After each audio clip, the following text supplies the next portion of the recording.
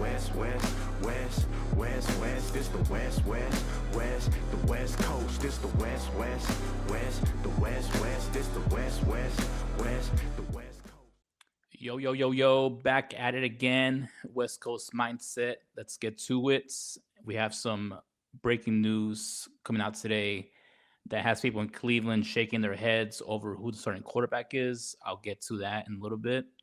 And we have two superstars that are looking for big expectations from their teams and expect a lot out of their teams to help them take the next step when it comes to winning. I'll get to that. And there are two different sports. And remember, guys, always to subscribe, like, rate, review. And let's get to it right now. This is the West Coast Mindset presented by the Recliner Media Network. And let's get to it right now, beginning with the news coming out of Cleveland. And yes, Deshaun Watson has been named the starting quarterback for the Cleveland Browns. And this is a very controversial thing that came out this morning. And yeah, he is going to be the guy going forward. And it's kind of shocking. Well, it's not shocking because we all expected this probably to happen coming into training camp. But then recently, over last weekend, Deshaun Watson made some very controversial comments about the fan base and that they don't think that he doesn't think that it's fair for them to boo him because he was booed pretty much every single snap he took in that preseason game, and he's taken a lot of backlash over the last couple of years in Cleveland due to bad play, also due to the sexual assault cases that happened before he got there. I won't get to that, but you guys know by now what those cases are. And yeah, he is having a tough time ever since he put on that Cleveland Browns uniform after coming from the Texans after those allegations. And yeah, he's been given the job, man. A lot of people thought that Shador Sanders really had a good shot to win the starting quarterback job coming into the season after a relatively up and down rookie season. He had some little flashes there, but it was mostly inconsistent and stuff he has to learn when it comes to being a quarterback in the NFL. And from looking at his tape in this training camp, people thought that, hey, maybe he's taking the next step. Maybe he's starting to learn, and he could be the guy to take the job and be the quarterback, at least for this season and maybe for the future. But the Browns didn't think so, and yeah, it's going to be Deshaun Watson, and yeah, this is a tough one. He's coming off his second Achilles injury this season, and he also said in the post game presser coming after that preseason game last weekend that yeah, it's the last time he was on the field was when he tore the Achilles, and it's not fair that the fans should do that to him. But bro, you got to be a lot smarter with your words, man. You cannot go out there and be complaining and say that it's all because it's because of the allegations that came out about you and people don't like you. And he said that he gets more love from the fans on the road than he does at his own home field. And once you go out the fans, it's just not a good look. I get it; it's still a business, and you're being paid a lot of money, and you feel like you have the support from your team. But the fan base is what gives the team the big bucks when it comes to attendance, when it comes to views, ratings, all that, merchandise sales, all the above. It's all from the fans. And once you start going at your own fans and you start alienating them, it's just a bad look. And right after that, the fact that the Browns did this, it's a bad look on them because it's not like Deshaun Watson was running away with the job in this preseason and training camp. He was pretty shaky, and overall, just the quarterback situation, the quarterback room overall in Cleveland is not good to begin with. But the fact that he was already pretty much given the job coming in because of the money, because he's owed $46 million in this final year of his contract, and I know for sure they ain't gonna extend him because he's been a major disappointment ever since he signed that fully guaranteed contract a couple years ago, and that was an absolute bad decision. That was probably the worst decision in NFL history, to give him a fully guaranteed contract after he came off those allegations, and he's been nothing, not even close to what he was in Houston ever since he's come to Cleveland. And yeah, Andrew Berry and the front office and the whole ownership group over there for the Browns are kicking themselves, and they're in disbelief over what he's given them, or what he has not given them ever since he's come to Cleveland, and owing him that much money. It makes sense, because the NFL is the business, and the fact that they owe him all that money coming in, you got to put him out there, because they do not want to be spending $46 million on the dude to be on the bench. It's just too much money to give away, and they're not going to go out there and pay him to go home. They want his services, because what's the point of paying for something if you're just going to have it there, sitting on his couch at home? You gotta get some production out of what you're putting your investment in, and the fact that they're paying that much money for him, and he's healthy for now, he has to go out there and play. So it was pretty much put in from the beginning that he's going to be starting quarterback, and it was not a competition coming in, although all the reports came out that it was going to be a competition between him and Sanders, and whoever played better in preseason and training camp was going to get the job. But it sounded like that was all BS, because especially after these controversial comments, it's just shocking that literally 48 hours later, he's named the QB1. And as I said, he did not put tape out there that showed that he deserves a job for sure. Obviously, Shador Sanders had his lowlights as well, so I'm not going to go out there and say that he was spectacular and he got absolutely hosed when it comes to his play. But as I said with Deshaun Watson, he didn't do enough either. Like there was that low light where he literally threw the ball into the ground, like it was a little flutter ball, and he threw a pick six, and he looked pretty bad out there. So it's just shocking that it came this fast to name him the starting QB, and he's going to be the guy going forward for the Browns. We'll see if, how long he lasts. Maybe he'll be benched mid-season. Maybe he'll be the starting guy the whole season if he's healthy. And maybe this could be a sabotage, because the Browns are seeing that next year's draft is an absolute loaded quarterback draft. There's so many guys coming out with Arch Manning, Dante Moore, Klubnik, a lot of guys that could be future stars at the quarterback position. And maybe this could be a tank job, and I get it. People in Cleveland are not happy about it. But maybe this is just a way that the Browns are like, hey, this is the best way we can lose games and get that first overall pick. Because as we've seen with the dude on the field, Deshaun Watson, he has not been good. He won 4 games last year when he was under center. Although actually no, the team won 4 games, but still. When he was the quarterback, they just were not good, and they've seen enough where they say, "Hey, maybe we'll put the bad guy out there, and we're gonna lose enough games." And maybe they thought Shador, since Shador is playing for his career and his chance at the starting quarterback job, maybe he'll play better and try to win more games, and that could be the case. But either way, Deshaun Watson does not deserve to be out there right away. They could have waited another couple weeks going into opening week to see that who is deserved to win this job. But as I said, it was pretty much a foregone conclusion that it was Deshaun Watson, and it's just a shame for the Browns fans. I felt terrible for the dog pound out there. They have not had a quarterback, starting quarterback that they can rely on for years to be the guy going forward. Although you could argue it was Baker Mayfield, but all those allegations, if he when he went out there that 1 year where he was hurt, and they said it was mostly because he just didn't perform well, and then he went to Tampa and proved them all wrong, and he proved that he is the starting quarterback. Although Tampa Bay is disrespecting him right now, as the Browns did when it comes to giving him a contract, and he's playing for his contract extension this year for the Bucks. So we'll see how that goes. That's a separate story.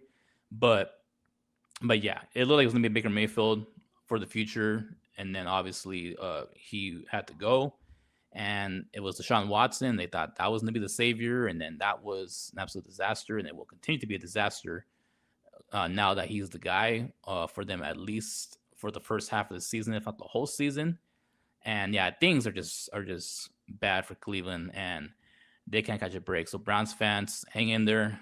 You'll get your shot one day. You'll get your guy, but it all starts from the top. And whatever's going on upstairs, they got to figure it out, because obviously they haven't figured it out for decades, and they're still not doing it. And there's a reason why they're a dysfunctional franchise. They just keep swinging and missing and swinging and missing. And you got to give credit to Andrew Berry. He's built a good roster around the quarterback when it comes to the defense, and a couple of the skill position players are pretty young and they can possibly get better. But it all doesn't matter if you don't have that guy behind center throwing the football. And when it comes to making that decision, they always find a way to fumble it, and they always find a way to mess it up. So it continues here. We'll see how it goes. Maybe Shadura will get a chance later in the season. But for now, Deshaun Watson is the starting quarterback for the Cleveland Browns. And good luck, Browns fans. It's going to be a long, long season for you guys. All right, moving on from a team in Ohio and the Browns to another team in Ohio and the Cincinnati Bengals and Joe Burrow. And he also made some big comments in his last press conference as well, saying that it's now or never, that he's tired of just slowly making improvements. He wants to win now. And the Bengals had a very underwhelming year last year. A big part of it was because Joe Burrow could not stay on the field, and that's always been a big issue with him. Of course, his injuries have been happening ever since he was in college, and it's not all his fault. Yes, he does hold the ball a little bit, and you could make the case that some of it is his fault when it comes to not getting the ball out fast. But ever since he stepped into the NFL in Cincinnati, that Bengals offensive line has never been the best, and they're still not that good. We've seen a lot of highlights already in this preseason that they still can't block, and Joe Burrow's running for his life out there. So we'll see if they can get better in pass protection, or the offensive scheme can be better for Joe Burrow in terms of getting the ball out faster. Because if he holds the ball for too long, he's going to get hit a lot, and I don't know how much hits his body can take, but we'll see how it goes. Hopefully, he stays healthy for the full season, because I'm not a Bengals fan, but I want to see Joe Burrow out there. He's one of my favorite players in the NFL when he's healthy, and everybody in the NFL wants to see him, because the dude is an absolute stud when he's out there playing his best, and we just hope he can stay on the field. But anyway, yeah, the Bengals were very underwhelming last year. Had a 6-11 record. And the defense was absolutely atrocious. They were historically one of the worst defenses ever in the NFL, and they could not stop anybody. When Joe Burrow was out there, and he was putting up monster numbers and was putting up a lot of points on the board, but that defense just could not stop anybody. It was and it was so bad. It was to a point where there was a stretch where they were averaging 27 points allowed per game for a good like a 6-game stretch, and that's just terrible. That you're averaging 27 points given up. That's like that cannot happen, because you're not going to win any football games if your defense is not getting any stops and they're just continuing to give up that many points. And it needs to be better. And to their credit, they did make some moves this offseason. They lost Trey Hendrickson. That's a huge loss. Went to the rival Baltimore Ravens, and he should be pretty good on that defensive line for the Ravens, and they're going to be pretty dangerous, and they're going to be a thorn in the sides of the Bengals in that division. But after losing him, made the trade for Dexter Lawrence, helps solidify that defensive line. Also got Jonathan Allen, and he'll help out also on the line with Dexter, and it should be better. they'll put more pressure on the opposing quarterback, and it'll help the secondary. That's not the best, but if they can rush the quarterback and put more pressure on them, then the secondary doesn't have to hold up as long. So that should help. And they also got safety Boye Mafe. That'll help out in the back end. And yeah, the secondary should be a little better now that they have less time when it comes to covering the guys out there when it comes to wide receivers. But yeah, they have to be better overall. And you just have to play with some pride. That defense was lifeless last year. They could not get any stops. So hopefully with some new personnel and a whole new defensive scheme, whole new defensive coordinator, they can be a lot better. And if they can just be average, just average, well, I want to say average, just good enough of a defense, and just get out the field every once in a while and give the ball back to Joe Burrow, the Bengals should be able to win at least 10 to 11 games because they have a very favorable schedule. They're playing a lot of pretty bad teams, and they should be able to take advantage of it because as long as you got Joe Burrow and you got Jamar Chase, the best receiver in football, and you got T. Higgins along with him, and also Chase Brown's a good running back, that offense is going to put up some points, and we know they're going to put up some points. So the big key, of course, is the defense. Can the defense make stops? And if they make enough with this offense, the Bengals should be pretty good. And I'm a big believer in Joe Burrow, and it's a lot of things. I get it. I'm drinking the Kool-Aid. I think they will make a run for a playoff spot. I'll make my predictions for overall my playoff teams as soon as we get closer to the beginning of the season. But I think they're a contender for sure to be a playoff team. And a lot of things have to go right, of course. Joe Burrow has to stay healthy, number one. They have to play better defensively. That offensive line's got to be a lot better when it comes to protecting Joe Burrow because that's the big key. If he has no time to throw the football, then those injuries are going to pile up and it's going to be a bad season again in Cincinnati. But this is a big year for Zach Taylor as well, the head coach. He is on the hot seat. I would think he would be on the hot seat because they've been underwhelming for the last couple of years when it comes to starting out the season. They're always starting out the season 0-2, 1-3.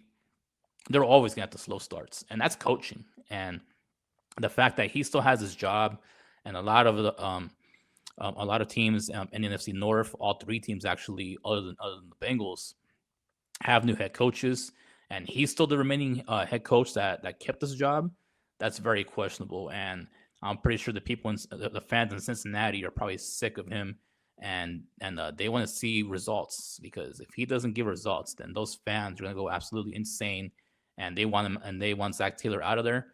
So this is a big year for Zach Taylor. He has to go out there and get Joe Burrow playing well, get this defense playing well, and get better results overall from this Bengals team because they're super talented. I already pointed it out. They got the best receiver in football, Jamar Chase. They have arguably the second best second option at receiver, and T. Higgins. Although you can make the case that now it's George Pickens over there in Dallas, and they had the best receiving duo. But I still think that just with the body of work, that T. Higgins and Jamar Chase are the best receiving duo in the NFL. And when they're healthy, yeah, those guys can make some damage, and they can make a lot of secondaries look silly when they have time to get open, and Joe Burrow gets them those passes because they're an absolute scary when they're clicking off cylinders. And Chase Brown is a very good receiving running back, a good dual threat out of the backfield, and yeah, they're gonna be good. And I like Dexter Lawrence; he's solid. He doesn't get a lot of sacks, but he is very good at putting pressure on the quarterback. So he should help there. Jonathan Allen has always been a good D tackle as well with his time with the Commanders, and now he's going to bring that to the Bengals. And yeah, I think the Bengals are going to do it this year and get to the playoffs. And hopefully Zach Taylor doesn't hold him back. I'm not a fan of him as well, so it's going to be a big year for him, and hopefully he can get him going in the right direction. And the Bengals have no excuse. They have to at least get to the playoffs this year, because if not, then the future of the franchise and Joe Burrow may want to be out of there, and he may question his future there with his team and say, "Hey, it's time for me to go." And if that's the case, then I don't know where else the Bengals can go from here as a franchise, because they got the gem of a lifetime with Burrow as their franchise quarterback, and after him possibly leaving, it's going to be tough to replace that. So we'll see how it goes. And there's a lot of big expectations in Cincinnati, and Bengals fans have hope. You guys possibly will be a pretty good football team this year. So we'll see about that. And moving on to close it out, from one superstar with big expectations to another superstar with big expectations for his team as well, in the NBA, and Nikola Jokic. And if you guys, unless you guys were living under a rock last week, you saw the big trade with Peyton Watson being traded to the Cavaliers in a 3-team deal. And another piece is missing in Denver. And Nikola Jokic, I get it. He's a very quiet superstar. It doesn't say a lot, but behind the scenes, he's got to be scratching his head like, another one. Like, come on, bro. Like, the Nuggets are thinning as a roster year by year by year. They just keep losing players, and Nikola Jokic made it public. Well, I want to say made it public when it comes to talking about it. But his team said that he is gonna test free agency, and he did not sign the extension that they offered him earlier last year, and he wants to enter free agency. He's going to be a free agent in 2027, and he's eligible for a 5-year, $359 million extension. That's a lot of money, bro. Whew, man. Yeah, 5 years, 359. If he does want to stay in Denver, and from all the signs that we've seen, and on all the transactions that have not been happening when it comes to players leaving there, his time in Denver could be coming to an end, because the dude is all about greatness, because he has the opportunity to become possibly a top 10 player, for sure a top 10 big man ever in the NBA, because he's got the numbers. The dude is a triple-double machine.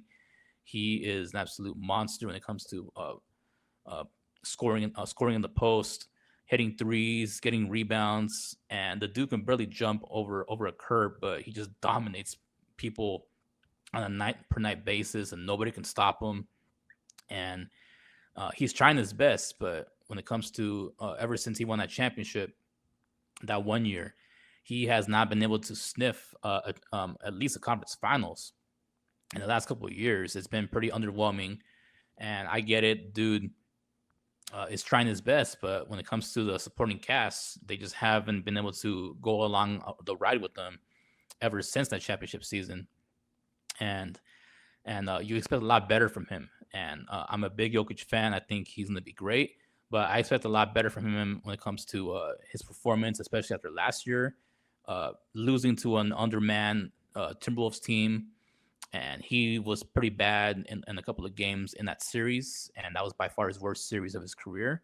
So he knows, and we know that he can be a lot better than that. But it ain't going to happen unless he has help. And the fact that they're losing all these players is only going to make things worse for him. And his frustration probably is mounting with that, because they've gotten rid of Peyton Watson, as I said last week. They got rid of Michael Porter Jr. They also got rid of Kentavious Caldwell-Pope, although he's on the backside of his career, but he was a very valuable role player to their championship team. Also lost Bruce Brown. He was a very vital piece of their championship team and a very good player off the bench. And I get it, they got him back last year, but they're still not committed to him, and he's a free agent as we speak. And he wants a contract, and the Nuggets are in salary cap hell, so I don't know if they can bring him back. And then Tim Hardaway Jr. is also gone. He went to Miami. And Jonas Valanciunas, the backup big man to give Nikola Jokic a blow, is now gone from there as well. And he left the NBA for good. He's back in Lithuania, where he's from. So there's no chance you can get him back. So there's not a lot of help on that roster when it comes to helping out Jokic. And I get it. Their starting lineup, when healthy, is still very good. Jamal Murray was a first-time All-Star last year, and he was playing at a very high level until the that matchup against the Timberwolves in the playoffs where he shrunk in a couple of games, but he's still a very good player, and you expect a lot more from him. And Christian Brown, he's kind of uneasy after that big rookie year when they won the championship. You expected more from him, but he's still not a consistent shooter. He's very athletic and he can defend, but he's still not the player that we thought he was going to become after that rookie season, and he still has a lot of developing to do. And uh, Aaron Gordon cannot stay on the court. The dude has been injured for years, and he always has lower leg injuries, his hamstring or whatever is on his leg. He's always hurt, and you can't rely on him. And he's only going to get older. And you know that saying, you can't get healthier with age. You're only going to get more hurt the more older you get. And the fact that he can stay in the court in his early 30s. It's not going to help if he gets older and that leg is going to keep lingering. And his game is very relied on athleticism.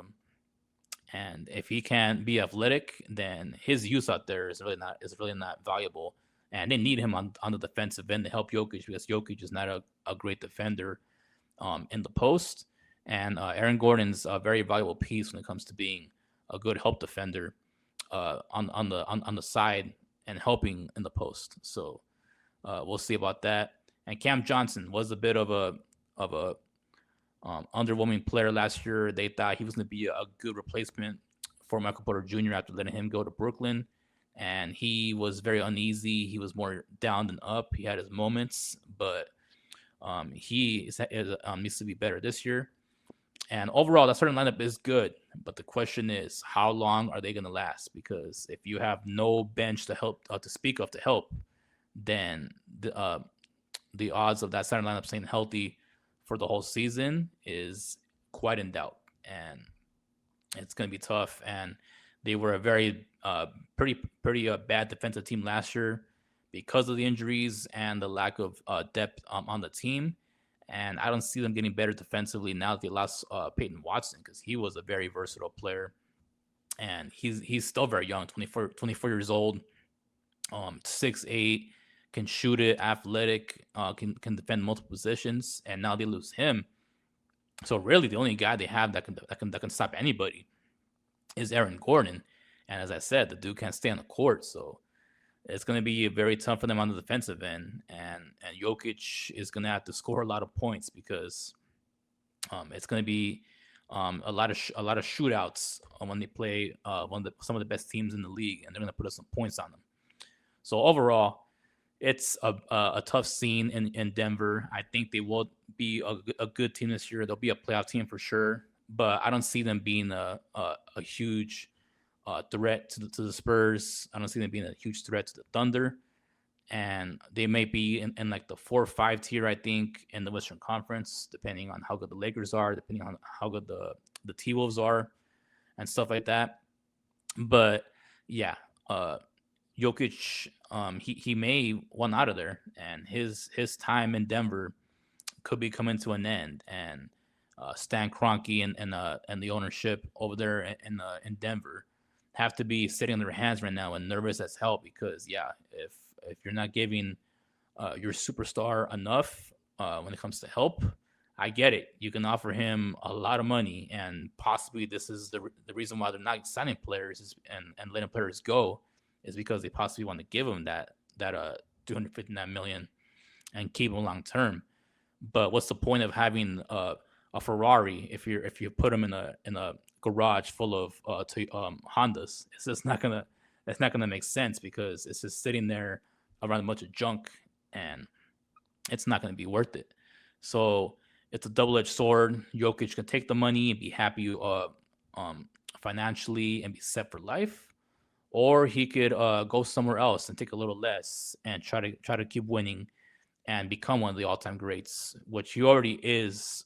But when it comes to being the great, the best, and one of the best big men to ever play, and maybe top 5 ever when it comes to being up there with Kareem and Shaq and all those guys, he needs to win more championships. So We'll see how it goes. And yeah, this is a big year for the Nuggets, and we'll see if they can continue to be a contender and compete in the Western Conference. And I'll be watching because as a Lakers fan, the Nuggets have been a thorn in our sides for years, and seeing them cratering does make me lick my chops a little bit. So I don't hate it, and it'd be nice to see Jokic possibly in the uniform for years to come.